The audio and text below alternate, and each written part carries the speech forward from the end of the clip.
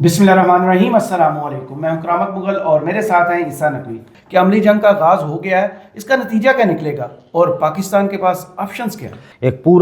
ایک ملک کا مذاق بن گیا کہ جب آپ راجناتھ سنگھ، نریندر مودی، 56 انچ کی چھاتی، ماچو مین، وہ سارا سٹیٹس تھا۔ اس وقت پاکستان نے لائن آف کنٹرول پر یہ فیصلہ کیا، 25 فروری کو یہ ایگریمنٹ ہوا، دونوں ممالک کے جو ڈی جی ایم اوز ہیں ان کے درمیان ٹیلی فونک کنورسیشن ہوئی، اور یہاں پر اعلان یہ کیا گیا کہ پاکستان اور انڈیا کے درمیان اب لائن آف کنٹرول پہ جو سیز فائر معاہدہ تھا 2003 کا، اس کے اوپر اس کی روح کے مطابق عمل درآمد کیا جائے گا۔ صحیح۔ آپ یقین مانیں کہ آئی ریممبر کہ اس کو انڈیا نے اتنا سیلیبریٹ کیا تھا کہ یہ جیسے کوئی بہت ہی بڑا کمال کی چیز ہو گئی۔ دیکھیں ان کو یہ موقع مل گیا کہ جب پاکستان نے کہہ دیا کہ ہم نے آپ کو ریلیکس کر دیا لائن آف کنٹرول پہ، پاکستان نے کہہ دیا، پاکستان نے ظاہر ہے کہ لائن آف کنٹرول پہ آپ نے کہا کہ ہم 2003 کے سیز فائر معاہدے پر مکمل عمل درآمد کریں گے اور آپ کے ساتھ کوئی چھیڑ چھاڑ نہیں ہوگی، ادھر سے بھی دونوں ممالک نے طے کر لیا۔ انڈیا نے وہ سولجر جو گیاری میں، سیاچن میں، جو ان لیپا سیکٹر آپ سنتے رہتے ہیں، یہ پورے 14 جو مین پوسٹ اور وہ ہے سیکٹر پہ آج آپ کو پتہ ہے شام سے فائر ہو رہا ہے اور ابھی تک جاری ہے۔ تو انڈیا نے وہاں سے اپنا سولجر اٹھایا اور پاکستان کے شہد سے میٹھے، ہمالیہ سے بلند، بحیرہ عرب سے گہرے، اسٹیل سے سخت، ہاں جو وہ ہمارا قریبی دوست ہے، وہ سولجر اٹھا کر اپنے جو ایکلیمیٹائز سولجر ہیں وہ لائن آف ایکچوئل کنٹرول پہ چین کے خلاف انہوں نے ڈپلوائے کر دیا۔ تو ان کا جو ایک بہت بڑا مسئلہ تھا وہ ہو گیا، تھوڑا سا ریلیکس ہو گئے۔ اب میرا خیال ہے کہ شاید یہ پاکستان کی طرف سے یہ وقت آ گیا کہ جو یہ جو چھوٹ دی گئی تھی نا کہ لائن آف ایکچوئل کنٹرول، ٹھیک ہے اگر ابھی آپ براہ راست کوئی اور بڑا اقدام نہیں اٹھا سکتے تو ٹائم ہیز کم کہ ایٹ لیسٹ آپ جو لائن آف کنٹرول کے اوپر مرر ڈپلائمنٹ کے لیے انڈیا کو بھی مجبور کریں نا کہ سنبھالے پھر اپنی لائن آف ایکچوئل کنٹرول بھی اور آ جائے یہاں پر بھی کھڑا ہو۔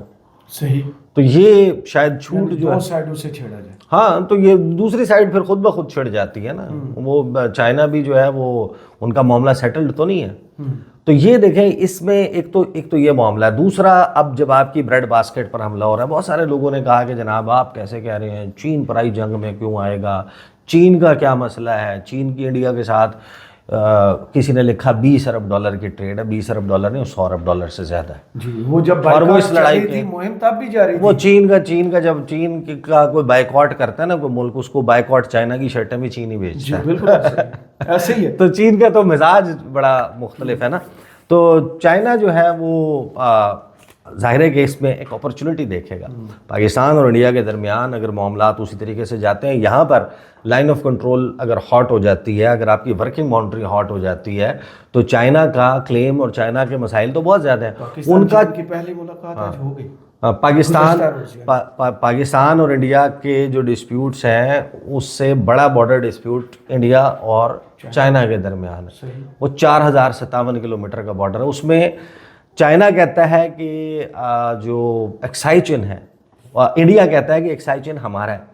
انڈیا کی 1962 کی اور 1994 کی پارلیمنٹ کی قراردادیں موجود ہیں۔ وہ قراردادیں یہ کہتی ہیں کہ ایکسائی چین جو ہے وہ بھی ہمارا ہے، گلگت بلتستان بھی ہمارا ہے، آزاد کشمیر یعنی کہ جس کو کہتے ہیں پی او کے، پاکستان آکوپائڈ کشمیر، یہ بھی ہمارا ہے اور ہم نے یہ حاصل کرنا ہے۔ ان کی پارلیمنٹ کی قراردادیں کہتے ہیں۔ آپ تو اپنی پارلیمنٹ کی قرارداد ہم مغل ہیں، ہم کہتے ہیں دلی بھی ہمارا ہے، کلکتہ بھی ہمارا ہے، واہ واہ واہ مغل صاحب، پھر تو ہم یہ کلیم ڈال دیتے ہیں۔ مغل صاحب اگر آپ کے آباء و اجداد جو ہیں وہ اس طریقے سے انگریزوں کے ہاتھ نہ چھوڑ کے جاتے اور پھر وہاں سے، تو آج ہم کلیم ڈالنے کی بات ہے تو پھر ادھر لے چلتے ہیں۔ ہاں کلیم آپ ڈال لیں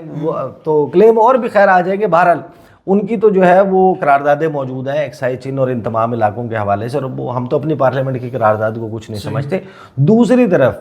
China has a claim on Ladakh, China has a claim on whole of Arunachal Pradesh, جی پورا ریاست اروناچل پردیش چین نے مندرین لینگویج میں، چائنیز لینگویج میں ان کے جو 15 میجر مقامات ہیں، شہر ہیں، ان کے چینی نام بھی رکھے ہوئے ہیں۔ جی۔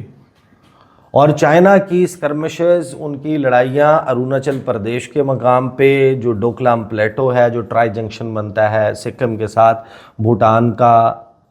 انڈیا کا اور چائنا کا، پھر نتھولا پاس، نکولا پاس، پھر اس کے بعد ان کا انڈیا کا بارڈر ڈسپیوٹ لمپیا دھورا لیپو لیک کالا پانی نیپال کے ساتھ، اور پھر جب اسی ٹرائی جنکشن کی طرف آپ جاتے ہیں تو وہ چائنا تبت کے ایریا کے ساتھ جو اس پوری بارڈر کے اوپر لداخ تک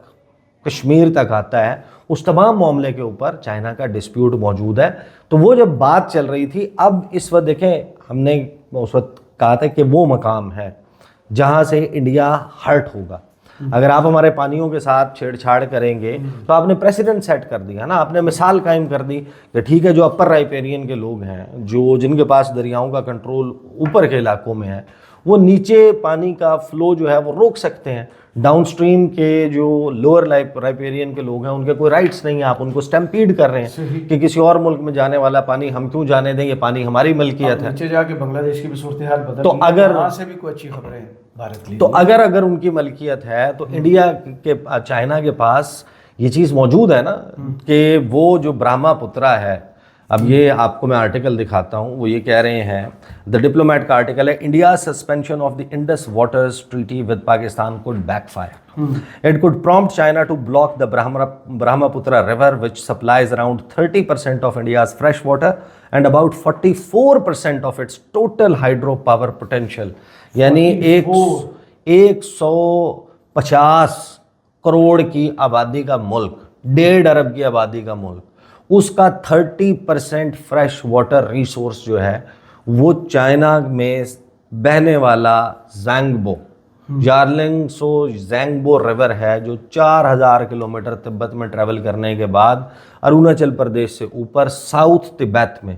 جو وہ اروناچل پردیش کو بھی وہ ساؤتھ تبت کا حصہ مانتے ہیں، وہاں پر وہ ایک عجیب و غریب موڑ کاٹتا ہے جس کو دا گریٹ بینڈ کہتے ہیں، اور وہاں پر یہ کوئی چائنا نے پاکستان کے کہنے کے اوپر اس لڑائی کے تناظر میں منصوبہ نہیں بنانا،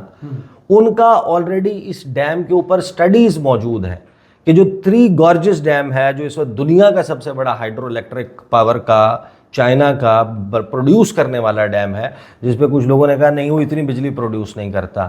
اس کی 2020 کی recorded power generation 111 tera what, 111.88 tera what, یعنی کہ 11 کروڑ میگا واٹ بجلی اس نے بنائی تھی 2020 میں، جو ریکارڈڈ ہے، آپ جا کے اس کو سرچ کریں آپ کے سامنے آ جائے گا۔ اور جس ڈیم کی ہم بات کر رہے ہیں جو برہما پترا پہ دا گریٹ بینڈ کے مقام کے اوپر بن سکتا ہے، اور اس کی واٹر سٹوریج کیپیسٹی کتنی ہوگی، پانی ختم نہیں ہوگا نیچے، لیکن پانی کے ساتھ ہوگا کیا پھر، پاکستان پانی کے ساتھ ہوگا، چائنا کرے گا یہ، ایک تو یہ کہ اس کی جو کیپیسٹی ہے وہ میں اس دن 3 بلین کہہ گیا کلو واٹ، 3 بلین نہیں 300 بلین کلو واٹ، صحیح، وچ مینس کہ 30 کروڑ میگا واٹ بجلی وہ ایک سال میں بنا سکتا ہے۔ 30 کروڑ میگا واٹ کا مطلب یہ ہے کہ 18 پاکستان پورے سال کے لیے چل سکتے ہیں، اگر پاکستان کو اس کے full potential 43,000 mega watt daily consumption کی بنیاد کے اوپر کیلکولیٹ کیا جائے، ورنہ تو آپ 25,000 پہ چلتے ہیں نا، آپ کی تو انڈسٹری بھی ڈاؤن ہوگی، آپ تو ادروائز بھی وہ دیکھیں، اگر آپ کا فل ایکسٹریم پوٹینشیل پہ جا کے 43,000 پہ کیلکولیٹ کریں تو 18 پاکستان اس سے چلتے ہیں۔ انہوں نے پاکستان کے لیے تھوڑی یہ اسٹڈیز کی ہوئی ہیں، انہوں نے تو اپنے لیے کی ہوئی ہیں، اور انڈیا ان کے ساتھ احتجاج کرتا ہے، بنگلہ دیش ان کے ساتھ احتجاج کرتا ہے کہ بھائی مائی باپ یہ دریا یہاں پر ڈیم نہ بنانا۔ تو وہ جو دا گریٹ بینڈ کے اوپر بننے والا ڈیم ہے، اف دیٹ ہیپنس، $137 ارب اس کی ٹوٹل کاسٹ ہے، تو چائنا نے تو ایسے ایسے مارولز کیے ہیں، ایسے ایسے ونڈرز کیے ہیں over a period of time engineering کے، کہ جس پہ وہ تو آپ کو پتہ ہے کہ کتنی چائنا اسپیڈ یہاں پہ تو ہماری ہے نا، وہ موسن اسپیڈ، جس پہ وہ پیدل چلتے ہوئے بھی آپ کو جمپ لگتے ہیں، یہ جو 9th ایونیو کے اوپر جی 9th ایونیو کے اوپر وہ جو اوور ہیڈ برج اور وہ پورا ایک جنکشن بنایا ہے نا،